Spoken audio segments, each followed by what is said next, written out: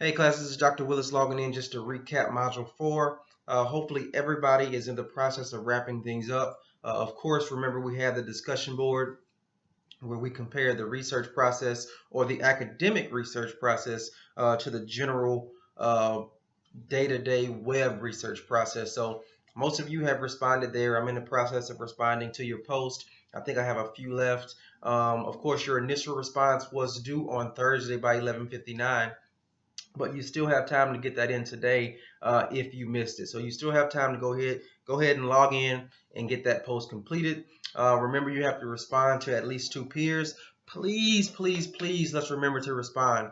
There's a lot of people losing a lot of points by simply failing and neglecting to go in and respond to 2 peers.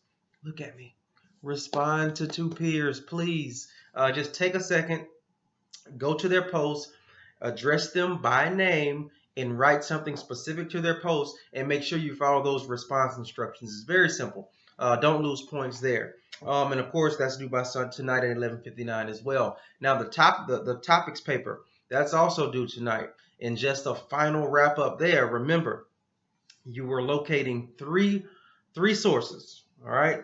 Remember, one of those sources had to be scholarly. The best place to go for that would have been the Shapiro Library or Google Scholar. It had to be scholarly in nature, at least one of those articles. The other two could have been any source, could have been a magazine, could have been a website, could have been anything. But that one source had to be scholarly. Now, what you wanted to do, you had to have a compare and contrast section of all 3 of the sources. You have to kind of give a comparison of what this author did, how this author presented the work, what made them different. You want to compare and contrast them. All right, and you also want to have a section that highlights the research questions of that scholarly article, and if it was qualitative or quantitative. And of course, you can go back to that first announcement, or I'll tell you really quick. Quantitative is going to be surveys, data, numerical things. Qualitative are going to be your case studies, your general lit review type articles, anything like that. Any interviews, those are that's qualitative data.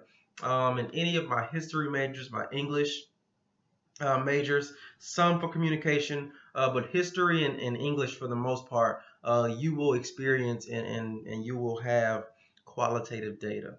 So let's go ahead and get that in tonight. It's due by 11:59. If you have questions, please reach out. I know I'm a little late on some emails. My data, my internet, I have Charter Communications, and I think they have something going on with Time Warner. And there's been an outage, a national outage for the past 3 days in my area. It's been 6 or 7 days in other areas. So if you're in one of those areas and you're having trouble getting your work completed, please reach out to me and we can make some modifications for you. All right. If you have questions or concerns, please reach out. All right. Y'all have a great day. Go Cowboys. Beat the Ravens. I hope your team wins. I think I have a few football fans in this class, but if your team is the Ravens, I hope they lose today. But other than that, I hope your team wins. All right. Y'all have a great day. Bye-bye.